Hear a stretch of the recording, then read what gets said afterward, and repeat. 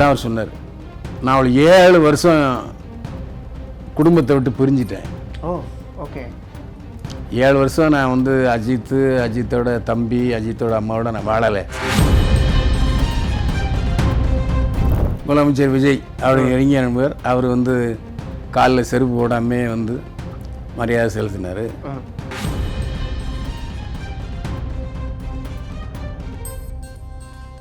ஆமாம், ஒரு தடவை ஒருத்தரை போய் தெரிஞ்சு போச்சு.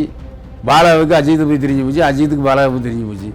மறுபடியும் எதுக்கு அவங்க 2 பேரும் சேர்ந்து பயணிக்கணும்? 2 பேரும் விரும்பலை. அது 10 பேரில் நடிக்கணும் அப்படிங்கிற ஒரு எண்ணம் உள்ளவர். அஜித் அப்படி இல்லை, என்னையும் கொஞ்சம் நடிக்க விடணும் அப்படிங்கிற ஒரு ஆசை. ஓகே.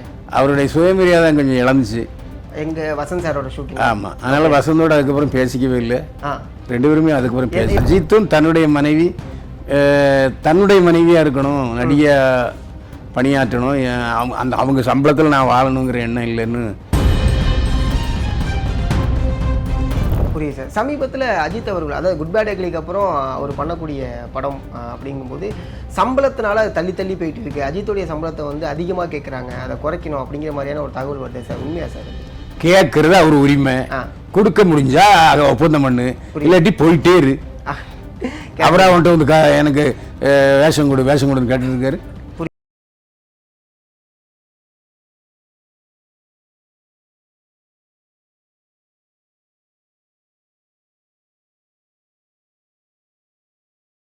வணக்கம் சார். என்னை வாழ வைத்துக் கொண்டிருக்கும் யூடியூப் சேனல் நேயர்களுக்கு நன்றியும் வணக்கம் சார். சமீபத்தில், அதாவது நேற்று வந்து அஜித் அவர்களுடைய தாயாருடைய மரணம், திரைத்துறையில் எல்லாருமே போயிட்டு அவங்களுக்கு மரியாதை செலுத்தியிருந்தாங்க. அஜித் அவர்களுக்கு அவங்க அம்மா எந்த அளவுக்கு சப்போர்ட்டாக இருந்தாங்க சார் இந்த சினிமா துறையில்? அவங்க சப்போர்ட்டாக இல்லவே இல்லை. ஓகே. அஜித்துடைய அப்பா பேர் பாலசுப்ரமணிய ஐயர், அவர் பாலக்காட்டை சேர்ந்தவர். இந்த அம்மா மோகினி, இவங்க வந்து கொல்கத்தாவை சேர்ந்தவங்க. 2 பேரும் காலேஜ் திருமணம் பண்ணிட்டாங்க. இது வந்து அஜித் அப்பாவே என்கிட்ட சொன்ன தகவல். ஏன்னா அஜித்தோட திருமணத்தில் நான் அவரை பார்க்கவே இல்லை. ஓகே. அவர் ஏற்கனவே எங்கள் வீட்டு பக்கத்துலாம் வால்மீனரில் தான் இருந்தார். அவர் வாக்கிங் வருவார். யார்? பாலசுப்ரமணியம், ஏதாவது மணி ஐயர் அப்படிங்கிறது, அவங்க தான் அப்பா.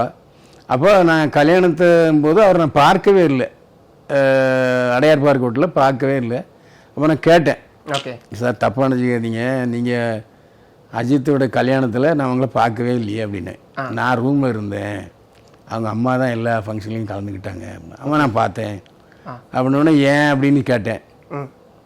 அப்போ தான் அவர் சொன்னார், நான் அவள் 7 வருஷம் குடும்பத்தை விட்டு பிரிஞ்சிட்டேன். ஓ ஓகே.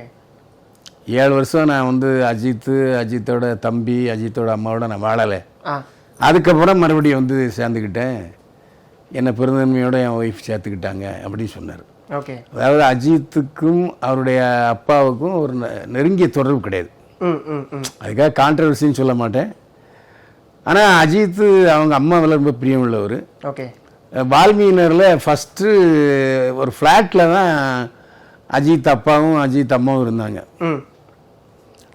அப்புறம்தான் அஜித்து பக்கத்தில் ஒரு ஏக்கர் இடம் வாங்கி பெரிய பங்களா கட்டினார். அதில் 3 மத அடையாளமும் வெளியில் இருக்கும். ஆமாம். அப்படிப்பட்ட சூழலில் அவர் ஆரம்பத்தில் அவங்க அப்பா இறந்த போதே என்ன சொன்னாருன்னா, இது என்னுடைய தனிப்பட்ட பாதிப்பு, இதை யாரும் நீங்கள் பங்கு இருக்க வேண்டிய தேவையில்லை, யாரும் வர வேண்டியதில்லைன்னு சொல்லிட்டார். அதே முறையை இப்போவும் கடைப்பிடிச்சார். அதாவது இந்த அம்மா இறக்கும்போது அவர் துபாயில் இருந்தார். ஓகே. துபாயிலேருந்து பறந்து வந்தார். நேற்று தான் வந்தார்.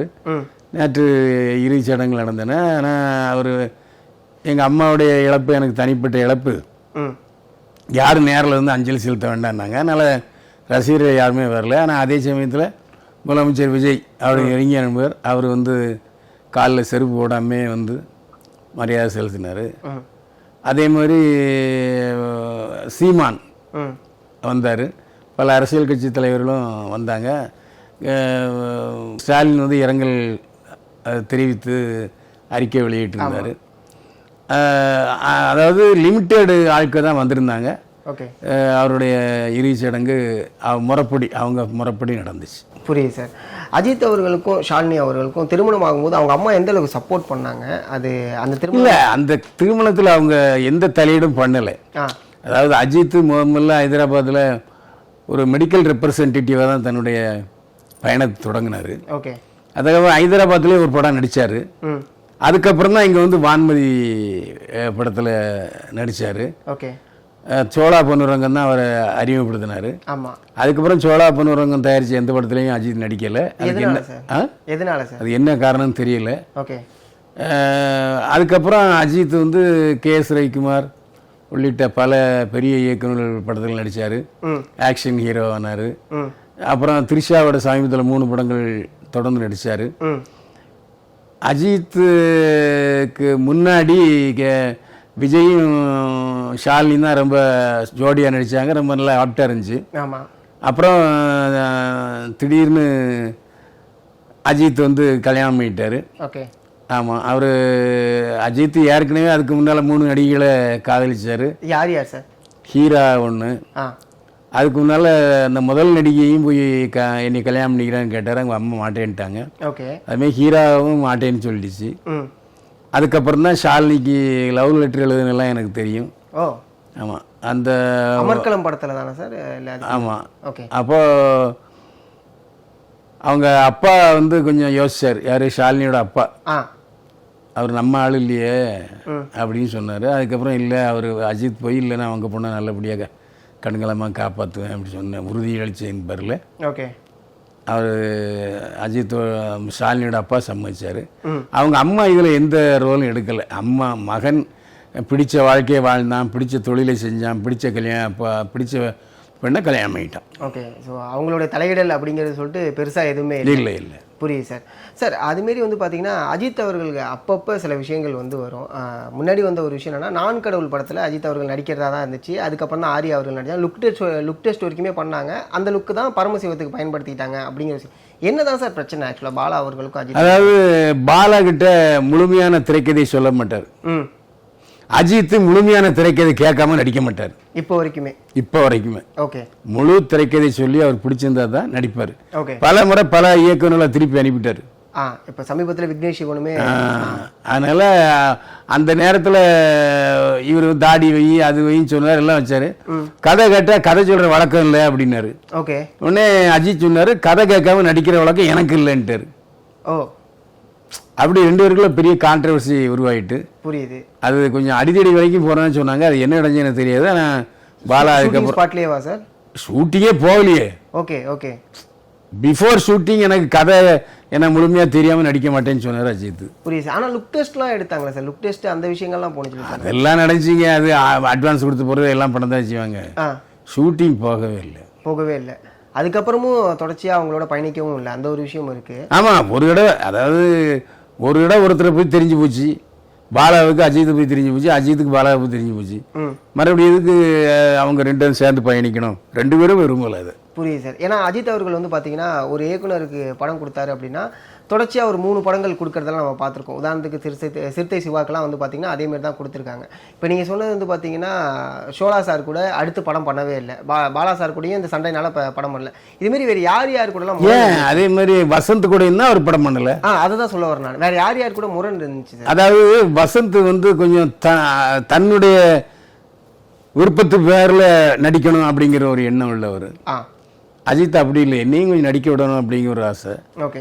அவருடைய சுயமரியாதை கொஞ்சம் இழந்துச்சு வசந்த் சாரோட ஷூட்டிங். ஆமாம். அதனால வசந்தோட அதுக்கப்புறம் பேசிக்கவே இல்லை. 2 பேருமே அதுக்கப்புறம் பேசி. எந்த படத்தில் சார் அது நடந்துச்சு? அந்த சுயமரியாதை இழக்கப்பட்டுச்சுன்றீங்களே, என்ன படம் சார் அது? பிரகாஷ்ராஜ் அந்த படத்தில் ஆசை படத்தில். ஓகே. அதோட முடிஞ்சது தான். அதுக்கப்புறம் அவங்க பயணிக்கல. வேற யாரு கூட சார் அவங்களுக்கு பிரச்சனை இல்லை? அப்படி சிலர் வந்து கதை போய் சொல்லுவாங்க, பிடிக்காம வந்துடுவாங்க. அந்த மாதிரி நிறைய சம்பவங்கள் நடந்திருக்கு. இப்போ பேரரசு கூட 2வது போய் காய்ச்சி சொன்னார். ஆமாம். அவர் பிடிக்கல, நடிக்கலை. ஓகே.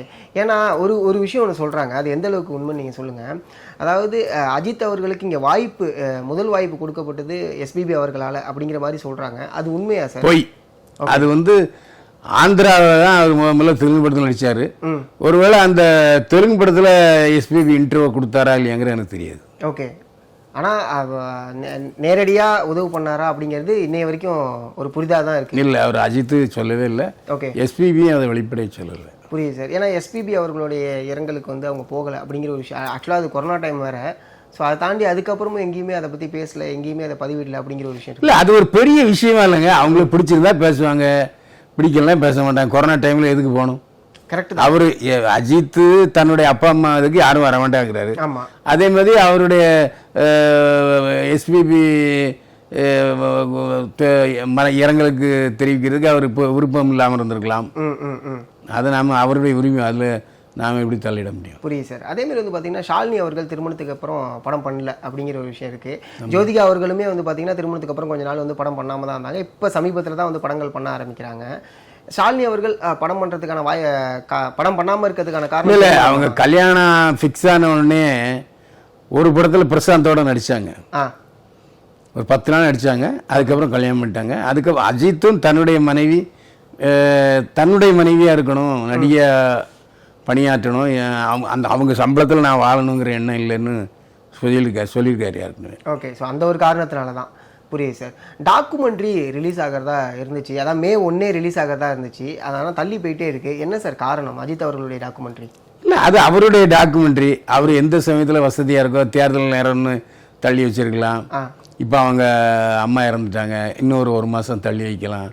அது அவருடைய சொந்த படம், அவருடைய டாக்குமெண்ட்ரி படம், எப்போ வேணால் அவர் ரிலீஸ் பண்ணிக்கலாம். புரியுது சார். ஆனால் அது ஃபுல்லாகவே முடிச்சு தான் வச்சுருக்காங்களா சார்? ஆமாம். ஓகே, இப்போ என்னென்னா சமீபத்தில் ஒரு விஷயம் சொன்னாங்க, பிளாட்ஃபார்ம் வந்து எந்த பிளாட்ஃபார்ம்னு சொல்லிட்டு பேசிக்கிட்டு இருக்காங்க, அதுதான் இன்னும் ஃபைனல் ஆக மாட்டேங்குது அப்படிங்கிற விஷயம் சொல்கிறாங்க. இல்லை, அதாவது ஒரு படம் ரிலீஸ் ஆகும்போது ஓடிடி கன்ஃபார்ம் பண்ணிட்டு தான் ஸ்க்ரீன் கொண்டு வருவாங்க.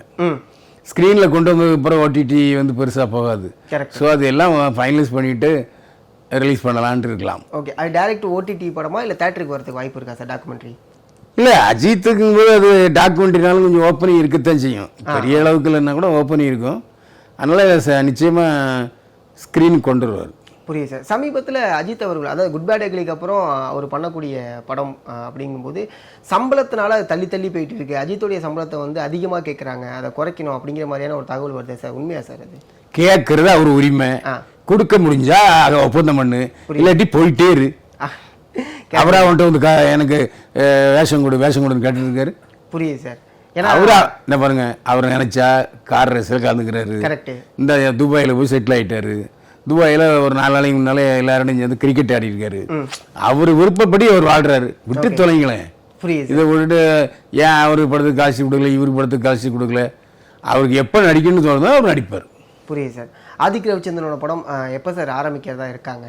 இதுதான் பதில் ஏற்கனவே சொல்லிட்டேனே. அஜித் எப்போ நடிக்கணும்னு முடிவு பண்ணுறாரோ, அவருக்கு எப்போ மூடு வருதோ அப்போ அவர் கால் ஷீட் கொடுப்பாரு, நடிப்பார். அஜித் அவர்களுக்கு சகோதரர்கள் இருக்காங்க. ஸோ அவங்க சகோதரர்கள் அல்ல, சகோதரர்கள் அனில்குமார் இருக்காங்க. ஸோ ஆனால் அவர் அந்த அளவுக்கு எங்கேயுமே அடாப்ட் ஆக மாட்டாரு, பெருசாக எங்கேயுமே சேர்ந்து சந்திக்க முடியுமா? அவர் வந்து ஒரு ப்ரொஃபஸர் அண்ணா யூனிவர்சிட்டியில். அவர் இருக்கிற லைன் வேற, இவர் இருக்கிற லைன் வேற. அண்ணன் தம்பிக்குள்ள பேச மாட்டாங்கன்னு உங்களுக்கு எப்படி தெரியும்? இல்ல பரவலா அதான் பேசிக்கிறாங்களே, அதனாலதான் பரவலா பேசலாம் கிடையாது. அதுக்காக வெளியே வந்து எல்லாரும் தோல் மேல கை போட்டு போகணுங்கிறதா இருக்கா? இப்போ தனுஷ் செல்வராகவன் அப்படியே பண்ணிட்டு இருக்காங்க. கரெக்ட் தான். அதெல்லாம் அப்படி இல்லை. அவர் வேலையை பார்த்துக்கிட்டு இருக்காரு. அவர் சோலோ வந்து நேற்று கலந்துக்கிட்டாரு, கட்டி அதை நாம் பார்த்தோம் எல்லாரும். அவங்களுக்குள்ள எந்த தகராறு இருக்குதுன்னு எனக்கு தெரியல. புரியுது சார். அவர் எந்த அளவுக்கு சார் சப்போர்ட்டாக இருந்தார் அஜித் அவர்களுக்கு? அவர் எதுக்கு சப்போர்ட்டாக இருக்கணும்? இல்லை சார், எப்படியா இருந்தாலும் ஒரு சகோதராக ஒரு சப்போர்ட் இருக்கணும்ல சார். அந்த இது ஏங்க, சகோதரன்னா அவர் வேலை பார்த்துக்கிட்டு இருக்காரு, அவரு வேலை பார்த்துக்கிட்டு இருக்காரு. அவரு படித்து அதுக்கான அண்ணா யூனிவர்சிட்டியில் வேலை செஞ்சுட்டு இருக்காரு. சினிமாவில் நடிச்சிட்டு இருக்காரு. சினிமா நடிச்சு ஏற்பட சமாளிச்சாரு. கார் ரேஸுக்கு போகிறாரு, மோட்டார் ரேஸுக்கு போகிறாரு, கிரிக்கெட் ஆடுறாரு, துபாயில் போய் செட்டில் ஆகிட்டாரு.